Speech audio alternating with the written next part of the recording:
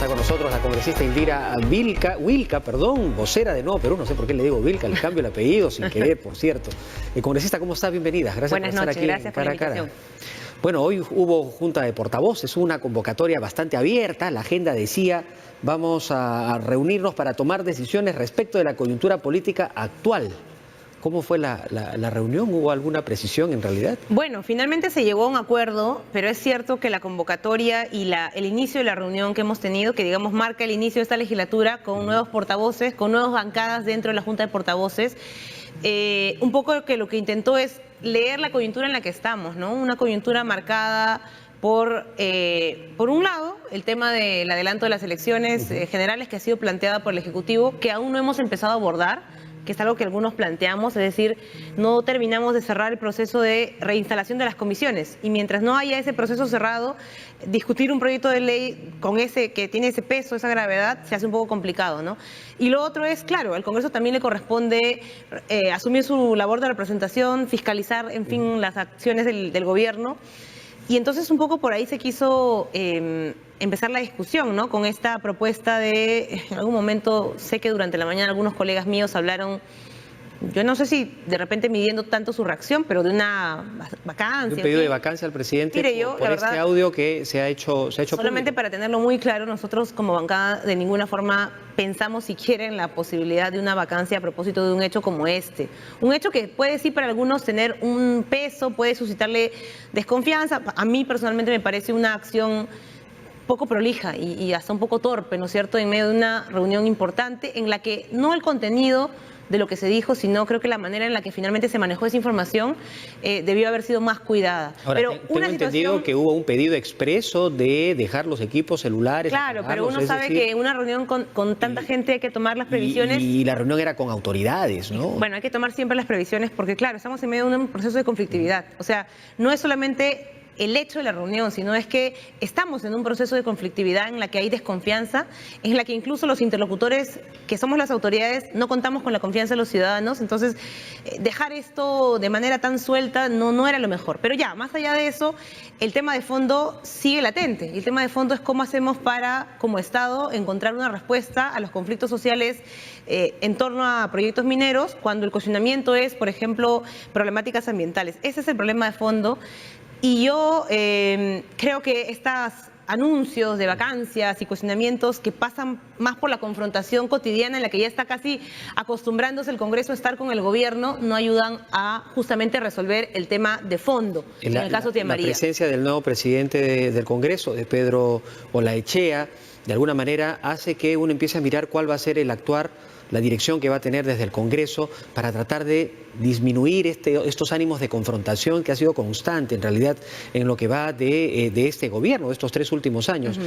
¿En la Junta de Portavoces se siente también ese deseo de hacer las cosas de otra manera o nuevamente, como usted señala, por estos señalamientos o pedidos de posibles pedidos de vacancia, continúan creando estos ánimos confrontacionales? A ver, yo creo que la dirección de la Junta de Portavoces de la Presidencia del Congreso no ha ahondado en esas propuestas, ¿no? Fueron más que, como digo, menciones de otros colegas en medios de comunicación.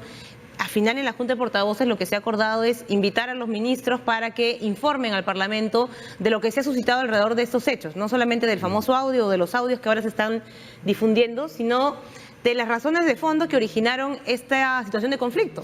El tema que originó este conflicto, perdón, para un poco hacer memoria y no quedarnos solamente en la situación ya desatada de confrontación, fue justamente el otorgamiento de esta licencia de construcción a la empresa Sauder, que además, por lo que se ha conocido, también fue mediada por una especie de presión que hace la empresa hacia el gobierno. Entonces, ahora estamos en una situación en la que nos estamos entrampando, porque parece que hay, por un lado, la presión de la empresa, la presión de los ciudadanos o de los agricultores que se oponen al proyecto, y entonces no parece que hubiera un norte o una brújula sobre cuál es la presión, en todo caso, que termina pesando más. Creemos nuevamente que la presión no debería ser el factor que termine definiendo o no la continuidad de un proyecto minero, sino cuán viable es en términos sociales, en términos ambientales y por supuesto también en términos económicos. Pero esos 3 factores tienen que estar bien alineados. ¿Y usted considera que este plazo de 120 días de suspensión de esta licencia contribuye a ese propósito? ¿De calmar un poco los ánimos y mirar con mayor tranquilidad? Yo sinceramente creo que sí, y espero que así lo asuman también otros representantes políticos, ¿no? No podemos usar este conflicto para nuevamente sumarle un capítulo más a la historia de confrontación que hoy día está, digamos, dándose entre el gobierno y el Congreso. Ya esta historia de confrontación la hemos vivido, capítulo 1, reforma de justicia, capítulo 2, reforma política, ahora se viene el tema del adelanto de elecciones, y pareciera que entonces Tía María cobra relevancia para el Parlamento a propósito de los audios, a propósito de lo que el presidente pudo haber hecho, como digo, de manera torpe o no, en una reunión en la que se trascendió información que debió haber sido manejada con mucho más reserva.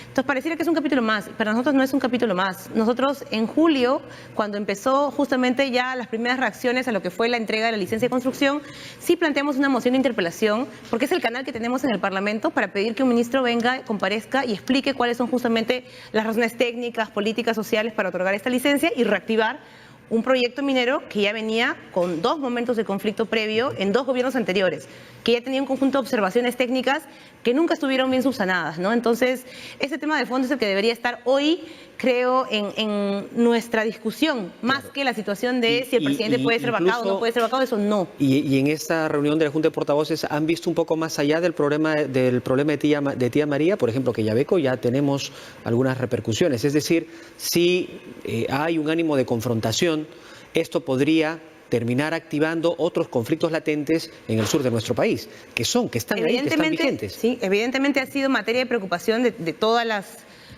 bancadas. Creo que en lo que no coincidimos tal vez, o sea, coincidimos en ese diagnóstico de que evidentemente estamos ante una situación, ante una manera en la que funciona la minería que hoy no está teniendo los resultados que esperamos como país. Y entonces, creo que coincidiendo en ese diagnóstico, lo que no estamos compartiendo tal vez son las maneras en las que resolver. Para nosotros, nuevamente, no se trata acá simplemente de ponerle la etiqueta de antiminero a todo aquel que cuestione una manera en la que se desarrolla un proyecto. Lo que hay que buscar es cómo efectivamente cada proyecto, que tiene una particularidad distinta, cumple ciertos estándares para que sea viable. La minería es importante para el país, sí, y creo, nuestra bancada al menos lo ratifica así, que hace falta una nueva minería en nuestro país, mucho más responsable ambientalmente, mucho más responsable socialmente, que no repita los errores del pasado, que no se asemeje a la minería pues de tiempos de la colonia, o sea, que no prime esta lógica de que, claro, el Perú tiene ingentes recursos minerales que hay que explotar, pero hay que explotarlos a como de lugar.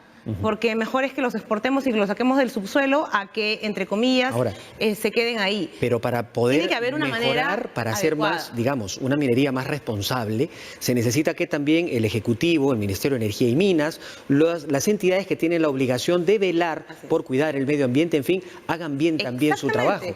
Y por otro lado, y quiero ir un poco más allá todavía, es que el Congreso desarrolle las normas necesarias que les permita a estos entes del Ejecutivo hacer ese control con mayor rigurosidad y exigirle mejor o mayor responsabilidad a las empresas, que sin duda, si tienen las normas claras y les es rentable también, van a operar, y si no, tendrán que tomar su decisión. Eso es lo que tiene que estar, creo que, en el fondo de esta discusión, que hoy tenemos un cuestionamiento de fondo a la manera en la que se gestionan los estudios de impacto ambiental.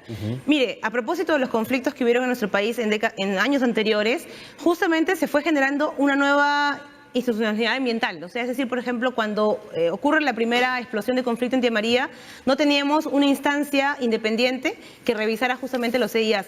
Los EIAs dependían ¿de quién? Del Ministerio de Energía y Minas. O sea, el MINEM era juez y parte. Porque evidentemente quería promover la actividad minera casi a como de lugar y terminaba siendo el que también definía los estándares ambientales para el desarrollo de estos proyectos.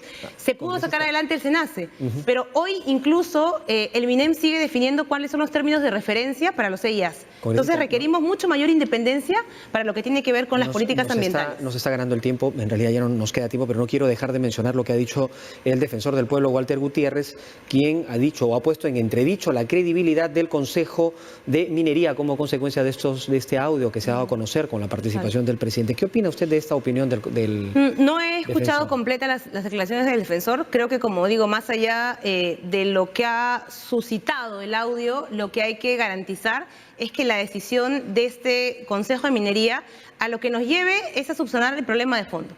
El problema de fondo sigue siendo que el EIA del proyecto Tía María seguía teniendo observaciones de fondo para los agricultores del Valle de Tambo, seguía teniendo preocupaciones en relación al uso de los recursos hídricos, ya no por el tema de la desalinización, en fin, del agua de mar que se iba a usar, sino porque también habían recursos hídricos del subsuelo, en fin, que decían estaban en riesgo. Todavía habían observaciones así, por ejemplo, la ubicación explotación de uno de los yacimientos iba a generar impacto de polvo en el valle, en fin, habían temas de fondo que merecían ser revisados. Entonces hay que empoderar más a este consejo. Y el hecho de haber dado la licencia minería, ¿no?, de manera precipitada ha evitado que nos dispongamos a discutir previamente todos estos temas técnicos que faltaban resolver. Bueno, vamos a ver qué pasa en las próximas horas, en los próximos días. Congresista, le agradezco mucho esta conversación. Gracias por estar aquí en Cara a Cara. La congresista Indira Wilk ha estado conversando con nosotros aquí en Cara a Cara. Hacemos una breve pausa y volvemos con lo último.